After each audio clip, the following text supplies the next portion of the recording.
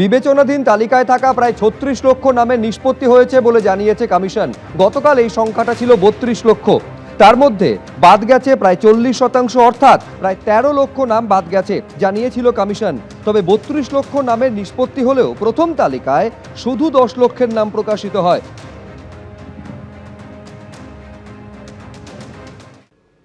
ভোটের আগে বাঘাযতীনের পূর্ব ফুলবাগান এলাকায় শুটআউট, গুলিতে এক তৃণমূল কর্মীর মৃত্যু। গুলিতে মৃত্যু তৃণমূল কর্মী রাহুল দে। বাঘাযতীনের এক বহুতলের ছাদে অন্তত ৩ রাউন্ড গুলি চলার খবর।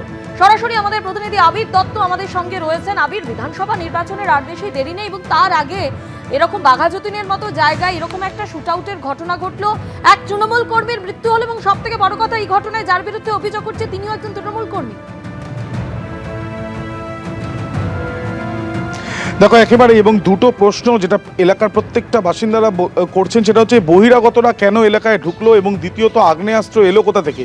এবং যে আহত হয়েছে তার অভিযোগের ভিত্তিতে 4 জন গ্রেপ্তার হলেও এই 4 জন যার মৃত্যু হয়েছে এবং যে আহত হয়েছে প্রত্যেকের বিরুদ্ধেই একাধিক ক্রিমিনাল অ্যাক্টিভিটিসের অভিযোগ ছিল।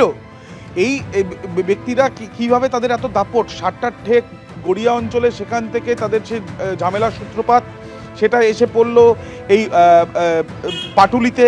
এবং এই ঘটনার পর আমরা দেখেছি যে সিপিএম প্রার্থী যাদবপুর কেন্দ্রের বিকাশ রঞ্জন ভট্টাচার্য তিনি আসেন এবং তিনি এসে কিন্তু স্পষ্টত বললেন যে পুলিশের যোগ রয়েছে, পুলিশের মদত ছাড়া এদের বাড়বাড়ন্ত হতে পারে না। দ্বিতীয়ত আমরা দেখলাম যে তৃণমূল প্রার্থী দেবব্রত মজুমদার তিনি এসে যখন পৌঁছন, দেখুন তিনিও কিন্তু এই বহিরাগতরা কীভাবে আসছেন তা নিয়ে শঙ্কিত, এবং তিনিও স্পষ্টত পুলিশকে ফোন করে কিন্তু তিনি বললেন যাতে বহিরাগতরা না ঢোকে সেই বিষয়টা নিশ্চিত করতে হবে। এবং সাধারণ মানুষ তাকে জানালেন যে শান্ত অঞ্চল সেই জায়গাতে এই ধরনের ঘটনায় সিসি ক্যামেরা লাগানো হোক। অর্থাৎ দফায় দফায় কিন্তু একটা উত্তেজনার পরিস্থিতি এখানে যে তৈরি হয়েছে, গতকাল থেকে রাজনৈতিক তরজার জায়গাও তৈরি হয়েছে। কিন্তু আজকে যেটা দেখা যাচ্ছে যে গতকালে রাত্রিবেলা যে ঘটনা ঘটেছে সেই ঘটনায় আগ্নেয়াস্ত্র কমপক্ষে 2 থেকে 3 রাউন্ড গুলি চলেছে এবং সেই গুলিতে মৃত্যু হয়েছে এক ব্যক্তির এবং রাহুল দে নামে, এবং তার সঙ্গে যে আহত হয়েছে সেই আহত ব্যক্তি এবং তার সঙ্গে সঙ্গে রাহুল দে এবং তার সাথে যে 4 জনকে গ্রেপ্তার করা হয়েছে প্রত্যেকের কিন্তু বিভিন্ন রকম ক্রিমিনাল অ্যাক্টিভিটিস রয়েছে। যে আহত হয়েছে লিখিত অভিযোগ করেছে এই ঘটনায়, সে কিন্তু পুলিশকে জানিয়েছে যে তারা মদ্যপান করছিল, হঠাৎ করে বাইরে থেকে কিছু যুবক আসে এবং তারপরে এই ঘটনা ঘটায়। প্রত্যক্ষদর্শীরা জানাচ্ছেন যে গুলি চলার পরে বাইরে ভাঙচুরের ঘটনাও ঘটেছে, কয়েকটি বাইক ফেলে পালায় অভিযুক্তরা, এবং তার সঙ্গে সঙ্গে এই যে আহত হয়েছে যে ব্যক্তি তার বিরুদ্ধেও কিন্তু সরব হয় স্থানীয়রা, এবং তারা জানান যে নেতা থেকে দাদা তাদের হাত মাথার উপরে থাকার জন্য দিনের পর দিন এখানে সে কিন্তু তোলাবাজি থেকে আরম্ভ করে একাধিক ক্রিমিনাল কাজ অ্যাক্টিভিটিস তার ছিল। এবং এই ঘটনা শুধুমাত্র এখানেই সীমিত নয়, সিপিএম প্রার্থীর তরফ থেকে এটাও অভিযোগ করা হয়েছে যে এই ধরনের লোকেরাই দিনের পর দিন যখন নির্বাচন হয় তখন সাধারণ মানুষকে ভোট দিতে গিয়ে বাধা দেয়, এজেন্টদের মারধর থেকে আরম্ভ করে ভোটেও এদের সক্রিয় ভূমিকা থাকে। কেন তাদের এত দাপাদাপি, কোথা থেকে এলো আগ্নেয়াস্ত্র, সেই নিয়েই উঠছে প্রশ্ন। আবে, তুমি আমাদের সঙ্গে থাকো। আপনারা শুনলেন এই ঘটনায় যার বিরুদ্ধে মূল অভিযোগ সেই আহত জিৎ মুখোপাধ্যায়, যিনি হাসপাতালে ভর্তি রয়েছেন। এর আগেও একাধিক অপরাধমূলক কাজের সঙ্গে সে যুক্ত ছিল, পুলিশ সূত্রে এমনটাই খবর। এই ঘটনার এক প্রত্যক্ষদর্শী কি বলছেন শুনুন। 12:30 কি 12:45 নাগাদ একটা আওয়াজ হলো। তার আগে থেকে চিল্লামিল্লি হচ্ছিল, সন্ধ্যা থেকে চিল্লামিল্লি হচ্ছিল একটু আধটু। তারপরে তো দেখলাম গুলি করেছে, খুব জোরে জোরে চিৎকার করছে। ওখান থেকে দেখছি হুড়মুড় হুড়মুড় করে বাইকের আওয়াজ, ওই জায়গাটা দাঁড়িয়ে কাঁচ ভাঙছে, বোতল ভাঙছে, বাইকটা ভাঙলো, বুলেটটা।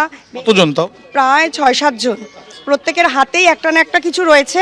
এবার এখান থেকে যাচ্ছে, হাতের মধ্যে কতগুলো, একজনের হাতের মধ্যে লম্বা লম্বা লাঠির মতন কিছু একটা। আর তখন বলছে একজনকে এই গাড়িটা ভাঙ, গাড়িটা ভাঙ। যখন বলেছে গাড়িটা ভাঙ তখন ওখানে একটা পাথর পড়ে রয়েছে এত বড়, ওটা দিয়ে গাড়িটার পেছনে 3-4 আঘাত করেছে কিন্তু ভাঙেনি। তারপরে বলছে তাহলে আগুন জ্বালিয়ে দে। আমি তখন আমার হাজব্যান্ডকে ডেকেছি, যেহেতু আমাদের গাড়িটা এখানে থাকে। তার আগে গুলি করেছে, অনেকগুলোই গুলির আওয়াজ হয়েছে। তাও মোটামুটি আমি যখন গুলির আওয়াজ ফার্স্ট একবার, সেকেন্ড, তারপরে ফটফট করে 3-4টে হয়েছে। প্রথমে ফার্স্টবার হয়েছে, তার 2-3 মিনিট পরে আরেকটা হয়েছে, তারপরে পরপর হয়েছে। জিতের বউ তখন ওখান থেকে চিৎকার করলো, উনি চিৎকার করার পরে ওরা গাড়িটার মধ্যে কিছু ধরায়নি। তারপরে একজন হেলমেট পরে গেল, দেখলাম মাথার মধ্যে একটা হোয়াইট কালারের হেলমেট, হেলমেটটা পুরো লাল, অর্ধেক হোয়াইট অর্ধেক রেড, ওটা দিয়ে কিছু একটা করেছে বোঝাই গেল। এরকমভাবে শান্ত পাড়ায় হঠাৎ করে এই ঘটনা ঘটলো, এরাও খুব, এই পাড়ার লোকেরাও খুব উদ্বিগ্ন যে এরকম ঘটনা ঘটলো। অশান্তির কথা পাড়ার লোকেরাই বলছে, দেখলেন শুনলেন যে এখানে কোনো অশান্তি নেই, কোনোদিনই কোনো অশান্তি হয়নি। আমার মনে হচ্ছে এর পিছনে কোনো একটা ষড়যন্ত্র থাকতে পারে, রাজনৈতিক ষড়যন্ত্র। হ্যাঁ, কিছু বহিরাগত এসছে, এটা তো আমি বলবো যে কারা যারা মেরেছে, যে আমরা যা শুনলাম আপনাদের মাধ্যমেই, পুলিশের কাছেও যে আমরা খবর পেলাম, সবই এখানকার বাইরের লোক। এরা কোত্থেকে আসলো, কিভাবে আসলো, কারা পাঠালো, কোনোদিন এর আগে কোনোদিন হয়েছে এরকম? আপনারাও শুনছেন, কোনোদিনই হয়নি এরকম ঘটনা। তো হঠাৎ করে কালকে এরকম ভাবে কারা আনলো, কারা নিয়ে আসলো, পুলিশকে আমি বলবো অনুসন্ধান করতে। তৃণমূল প্রার্থীর পাশাপাশি বাঘাযতীনে ঘটনাস্থলে যান সিপিএম প্রার্থী বিকাশ রঞ্জন ভট্টাচার্য।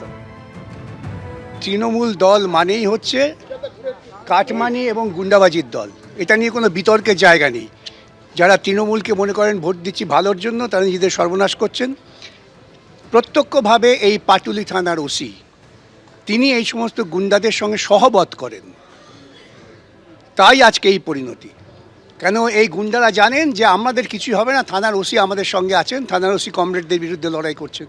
আমাকে অনেকে বলেছেন এই ওসি নাকি একটা ফেসবুক পোস্ট করেছিলেন যে কমরেড আপনারা শূন্য থাকবেন।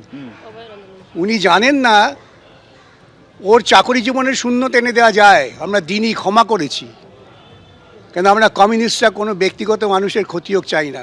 একেবারে কাটমানি চিরকাল আপনারা দেখবেন পড়েছি আমরা সেই মধ্যযুগ থেকে, লুটের সম্পত্তি নিয়ে মারামারি হয়, লুটেরা শেষ পর্যন্ত একে একজনকে খুন করে। গোটা রাজ্যটাকে লুটের কাজে ব্যবহার করেছেন মমতা। এই ঘটনা নিয়ে বিজেপি রাজ্য সভাপতি শ্রমিক ভট্টাচার্য কি বললেন শুনুন।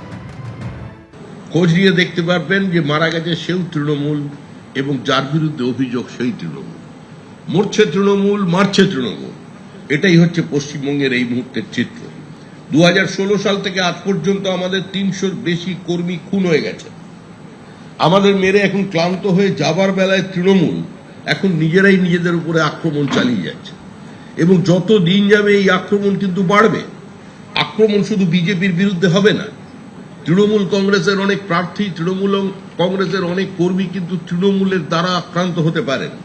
এই বিষয়টা নির্বাচন কমিশনের নজরে রাখা উচিত, কারণ নির্বাচনের দিন ঘোষণা করেছেন, কোড অফ কন্ডাক্ট লাগু হচ্ছে। এবিপি আনন্দ এগিয়ে থাকে, এগিয়ে রাখে।